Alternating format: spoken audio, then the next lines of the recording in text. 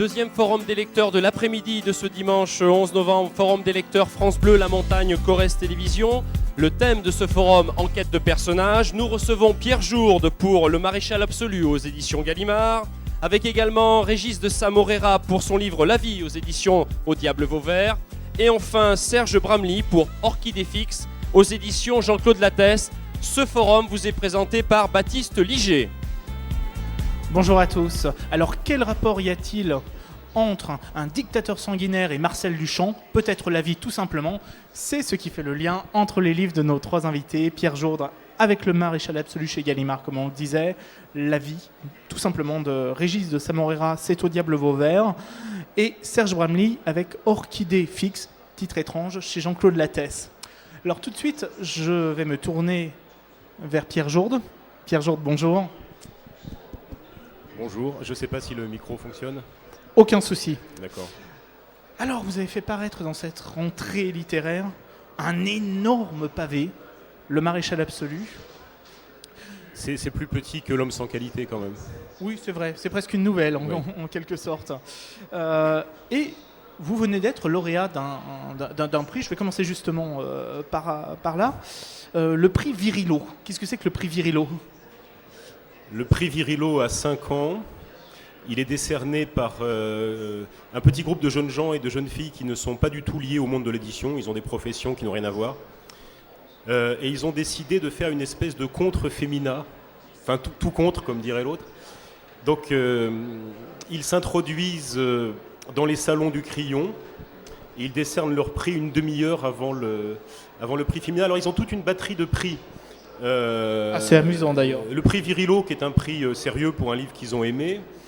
Le prix Trop Virilo pour un livre, Mufle, qui a été décerné cette année à Éric Neuhoff. Et le prix Pilon de La Forêt qui pleure pour un livre non indispensable qui a été décerné, je crois, à Olivier Adam, c'est ça, qui était un des invités de ce festival d'ailleurs. En tout cas, vous avez été adoubé par ceci et je tenais quand même à rappeler que vous étiez un des primés pour ce livre très étonnant, Le Maréchal Absolu, qui, contrairement à ce qu'on pourrait imaginer à cause du terme maréchal, n'a rien à voir avec Pétain.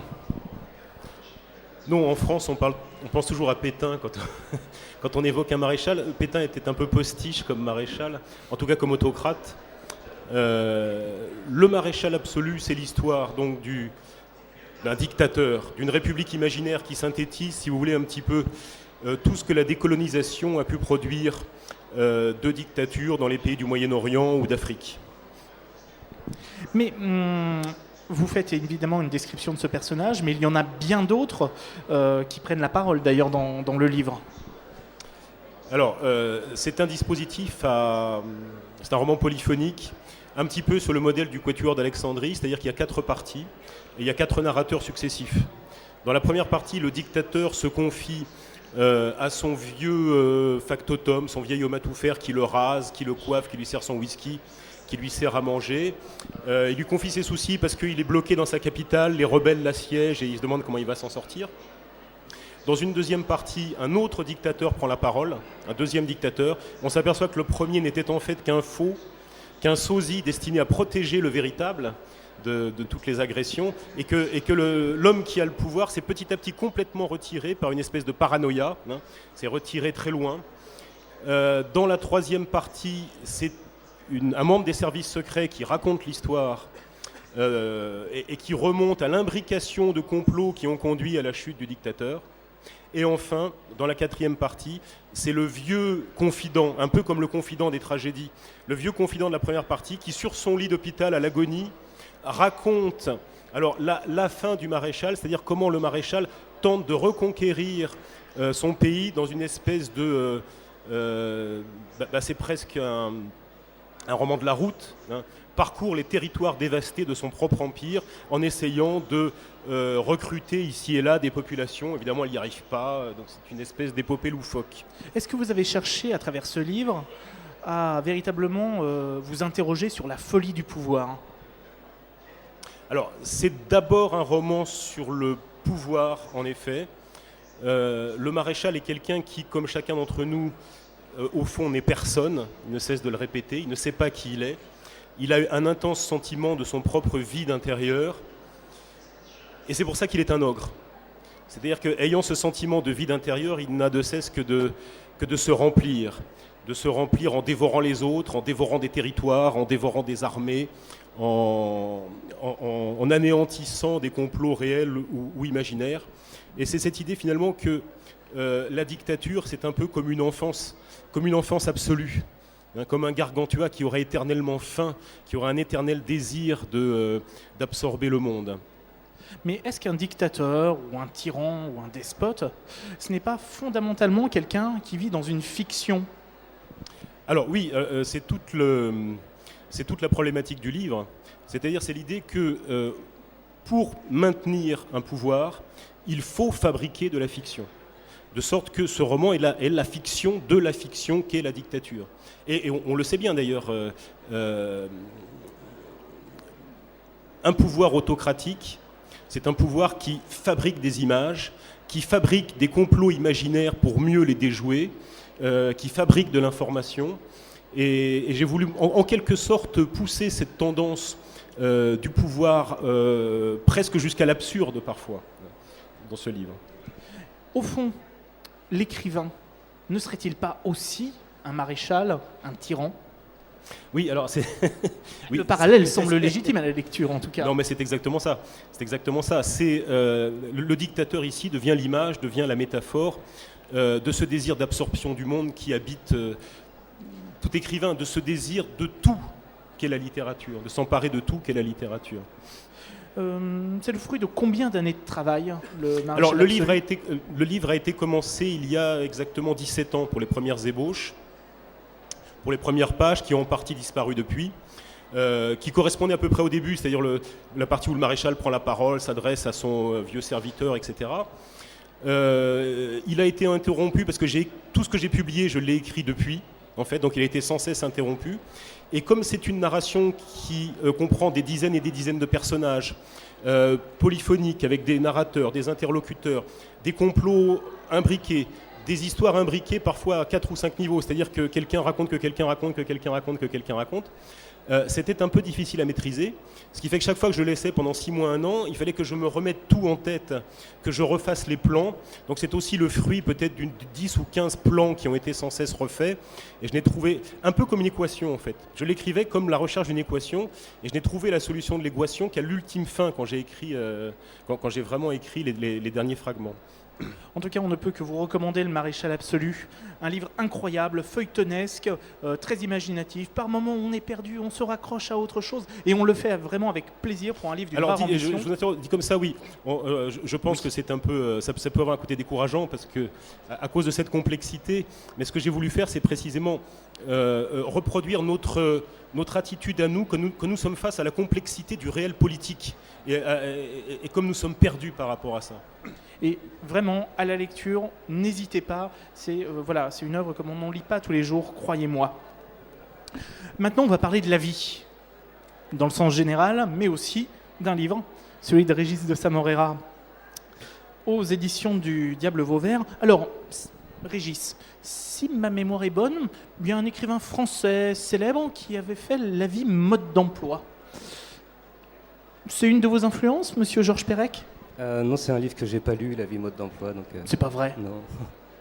Puisque là, encore une fois, comme très souvent chez les écrivains comme Perec ou Queneau, il y a un dispositif, il y a une contrainte. Justement, pour présenter le livre, quelle était la contrainte ou le jeu de départ ? Alors en fait, c'était ni une contrainte ni un jeu, ça s'est pas passé comme ça. La forme qui est un peu particulière est venue comme vraiment une solution aux propos. Mais c'était pas du tout un exercice de style ou un livre à contrainte comme ceux de Queneau ou Perec. Alors justement, quelle est cette forme si particulière que vous avez utilisée pour La vie ? Donc c'est un livre un peu particulier parce que c'est des paragraphes assez courts de 3 ou 4 lignes, et à chaque changement de paragraphe, on change de personnage, toujours dans la pensée, donc dans le monologue intérieur. Et donc chaque fois qu'un personnage en croise un autre, ou en mentionne un autre, ou pense à un autre, la pensée passe à ce personnage suivant, et ainsi de suite jusqu'à la fin du livre. Je prends un passage comme ça au hasard pour que vous ayez une idée du livre de Régis de Samorera, page 69. « Je donnerai tout pour avoir un écrivain dans mon lit, ou même un traducteur. ça changerait un peu du libraire. Voilà ce que dit un personnage. Paragraphe suivant, changement de personnage. Je passe la voir l'après-midi, quand il n'y a pas trop de monde dans la boutique, et je lui apporte chaque fois des livres. Je n'ai jamais vu une femme qui aimait tant la lecture. Presque autant que ma mère, leur passage. Voilà. Tout fonctionne par petits paragraphes qui représentent un autre personnage. Est-ce qu'au fond, pour vous, Régis de Samorera, la vie, c'est une addition d'individualité ? Non, parce que justement, ce que je voulais essayer de faire dans le livre, c'était justement que ce ne soit pas une addition, que ce ne soit pas une juxtaposition de personnes, mais vraiment d'essayer, à force, de créer un courant, un fil, et que ce fil puisse remplacer au moins pour le lecteur une histoire, une intrigue classique qui n'est pas dans le livre. Donc c'était plus donner ce sentiment de la vie qui passe à travers nous. Oui, Pierre. Est-ce qu'il n'y a pas quelque chose, un petit peu de l'unanimisme de Jules Romain dans cette espèce de croisement de personnages ? Il y a pire référence en tout cas. Mais il y a un vrai plaisir ludique dans le livre. Est-ce que vous avez beaucoup travaillé le travail de collage ? Puisqu'il y a toujours un effet entre deux paragraphes dans l'esprit du lecteur, dans le lien entre les personnages. Bah oui, c'était ça à la fois le plaisir et le travail, c'était de trouver des tas de liens différents pour que ça soit pas trop monotone. Et donc c'était en effet beaucoup de travail, d'autant qu'à chaque fois qu'on en enlève un, il faut arriver à raccorder l'ensemble. Mais c'est quand même, là encore une fois, une véritable prouesse. Comment, en quelques phrases, on peut définir un personnage pour qu'il soit immédiatement identifié et compréhensible pour le public et pour le lectorat ? Bah, c'était ça tout le travail, et un peu le pari, c'était qu'en 3 lignes, on puisse projeter vraiment dans le cerveau du lecteur, son imagination, un personnage, le temps suffisant pour qu'il apparaisse, mais pas plus. Donc à chaque fois on le voit, et puis hop, on passe à un autre, un petit peu comme nous dans la vie, quand on est comme ce genre d'endroit, où on voit des gens, on les croise, et on ne connaîtra jamais plus sur eux. Et donc on a juste cette vision-là. Comment avez-vous travaillé ? Est-ce que vous avez fait de très nombreux paragraphes et vous les avez éliminés au fur et à mesure ? Ou est-ce que tout ça s'est imposé simplement au fur et à mesure ? Est-ce que vous avez travaillé sur l'ordre ? Bref, comment on arrive à un objet tel que celui-ci ? Oui, non, j'en ai beaucoup enlevé. Ça doit être 1% de tout ce que j'avais écrit. Le problème, ce qui est dangereux avec ce genre de concept, on va dire, c'est que ça permet un peu de dire n'importe quoi. Et donc le risque, quand on peut dire n'importe quoi, c'est de dire n'importe quoi. Et donc il fallait à chaque fois que ce soit pas n'importe quoi. Donc c'était beaucoup de travail de garder que ceux qui étaient assez sincères et assez forts pour trouver leur place. Là, on parle beaucoup de la forme, mais évidemment, on a plaisir à trouver tel personnage. Par moments, on ne sait pas trop qui est le personnage, et c'est à la dernière phrase où l'on comprend qui il est. Enfin, il y a un vrai plaisir ludique, et vraiment, j'insiste sur ce mot, avec la vie. Là, encore une fois, lorsque vous parlez du destin ou d'un personnage, est-ce que vous avez écrit de nombreuses phrases et vous en avez retiré au fur et à mesure, ou est-ce que ça s'impose naturellement ? Naturellement, on aimerait bien. À un moment, ça s'impose naturellement, et puis ensuite, on retravaille. Non, j'en ai pas tellement écrit plus. Ouais. J'essayais moi-même de les voir en si peu de temps. Ensuite, moi, la manière dont je travaille, c'est pour qu'à la fin, on ait le lecteur, idéalement, ait l'impression que ça a été écrit d'une traite en 2 heures et tout. Donc, c'est un petit peu paradoxal, parce que la récompense du travail, c'est qu'on le voit pas, en fait. Est-ce qu'à travers tous ces personnages qui se suivent et que l'on découvre, vous n'avez pas essayé de brosser un tableau du monde contemporain ? La question peut paraître bateau, mais spontanément, on peut se le poser. Non, c'est pas du tout parti d'un désir sociologique, quoi. C'était plus l'idée, moi je pense que j'ai réalisé un peu tardivement que les autres existaient aussi, et existaient autant que moi. Et c'était plus l'envie d'un livre où il n'y ait pas de personnage principal, secondaire, de figurant, ça, et où tout le monde ait la même importance, la même place, le même temps. Et comme si on pouvait voir la vie sur notre planète, mais d'un point de vue non humain, où on ne donnerait pas plus d'importance à une personne qu'à une autre. Bon, maintenant, est-ce que vous avez envie de lire La vie mode d'emploi de Georges Perec ? Pourquoi pas, ouais.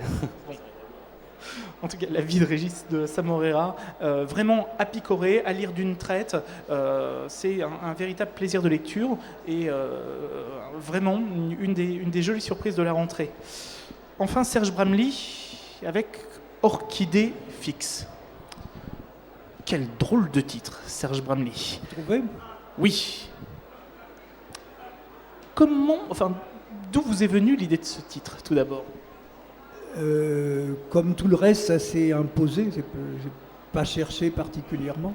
Un jour, en lisant les calembours de Marcel Duchamp, qui aimait beaucoup ce genre, entre Auvers toute la nuit et Cuisse enregistreuse, il y avait Orchidée fixe, qui m'a beaucoup plu et qui correspondait à l'état d'esprit dans lequel j'ai écrit ce livre, qui était celui d'une obsession. Alors justement, Marcel Duchamp est au cœur du livre. Qu'est-ce qui vous passionne, au fond, chez Marcel Duchamp? C'est un peu la question. Vous avez écrit le livre pour le savoir, c'est ça? Pas seulement pour ça. C'est une très longue fréquentation, disons, qui a pris énormément de forme. C'est pas la première fois, en fait, que je fais des choses sur ou avec Marcel Duchamp. Et puis petit à petit, ça s'est imposé comme justement le sujet le sujet, c'est une rencontre avec Duchamp. D'essayer de raconter non pas Duchamp, mais juste ce qui peut provoquer chez les autres. Comment vous dire, ce sont des questions qu'il pose toujours et auxquelles, par nature, il n'y a pas de réponse. Si vous cherchez une réponse aux questions que pose Duchamp, aux objets qu'il crée, aux œuvres qu'il donne à voir, elles perdent naturellement toute leur valeur. L'intérêt, c'est qu'elles se renouvellent en permanence sans que jamais on en fasse le tour. Alors, le point de départ du livre est un épisode méconnu, en tout cas, de la vie de cet artiste. Quel est-il? Un épisode tout à fait réel. Comme beaucoup d'artistes, Duchamp a fui la guerre en 1942. Il est parti tout seul, il n'y avait pas de moyen de rallier directement de la France les États-Unis, et donc il a fait une escale qui a duré un peu plus de 3 semaines à Casablanca, dans l'attente d'un autre bateau qu'il conduirait à New York, et c'est le récit de ces 3 semaines à Casablanca. Lorsque Duchamp quitte la France, il est très mal en point physiquement, il va pas très bien non plus moralement. Il est déprimé, ses ambitions de devenir un grand champion d'échecs lui sont un peu passées. Il n'a pas fait grand-chose en art depuis des années et des années, et d'ailleurs c'est ce que beaucoup de gens mettent à son crédit, l'homme qui a arrêté de créer. Et brusquement, lorsqu'il arrive à New York quelques semaines plus tard, il a trouvé un deuxième souffle. C'est quelqu'un qui a retrouvé l'appétit de vivre, de créer, d'aimer, etc. Donc la question, c'est qu'est-ce qui s'est passé pendant ces 3 semaines à Casablanca qui a fait de lui un autre homme. Mais à partir donc de cet épisode de sa vie, vous avez véritablement construit une fiction avec des personnages. Avec des personnages qui sont très proches de moi. C'est un petit peu ma famille, ma propre famille que j'ai transposée. Lorsque Duchamp arrive, et il s'embête, l'endroit est épouvantable, on l'a mis dans une sorte de camp de transit, et il cherche, comme d'habitude, un partenaire de jeu d'échecs avec qui tuer le temps. Et on lui parle d'un club de jeu, et sur un quiproquo, parce qu'il s'agit en fait d'un endroit où on joue aux cartes, il arrive à l'Éden, qui est un petit bistrot au bord de la mer, en dehors dans la banlieue de Casa. Et là, il comprend vite sa méprise, mais il y a à manger.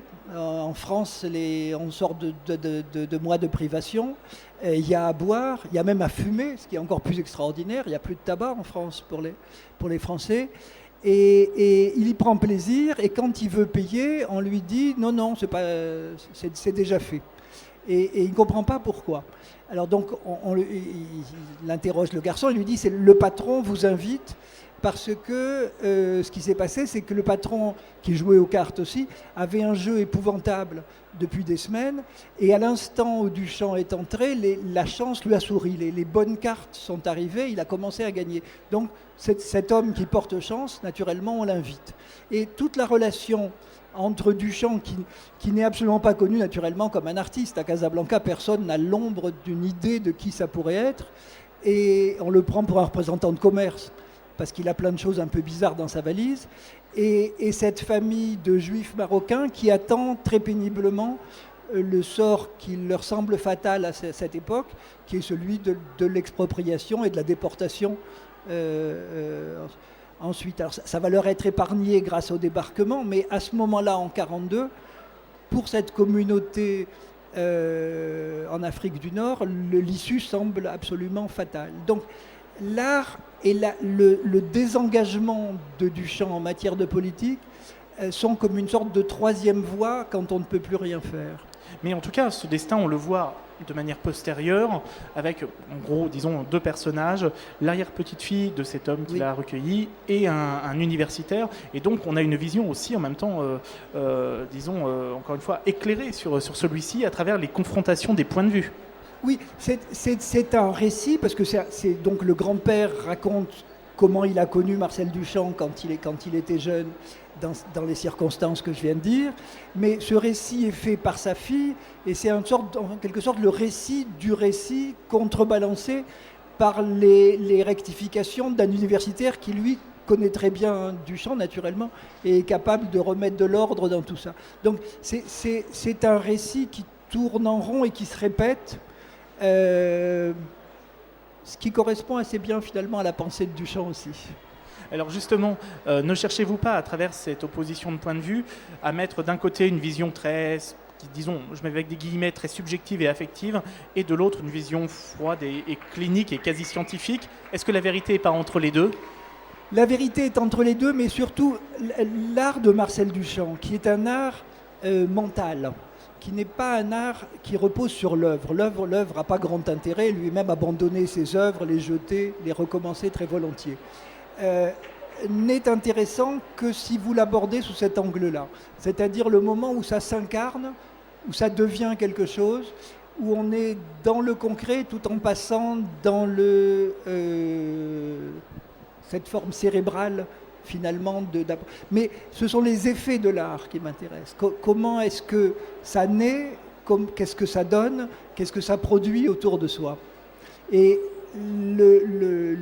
l'idée principale, naturellement, c'est que ces rencontres, ces jeux de hasard, qui étaient chers à l'artiste, mais qui me sont aussi très importants, de temps en temps, dans des espaces, dans des lacunes, dans des blancs, peuvent permettre d'entrevoir autre chose. Et ça peut être une grande source de plaisir.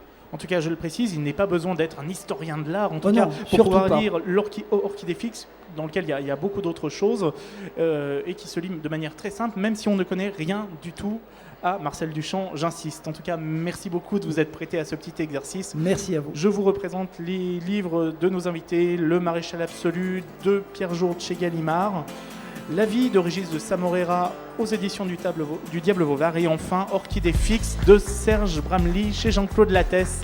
Merci beaucoup.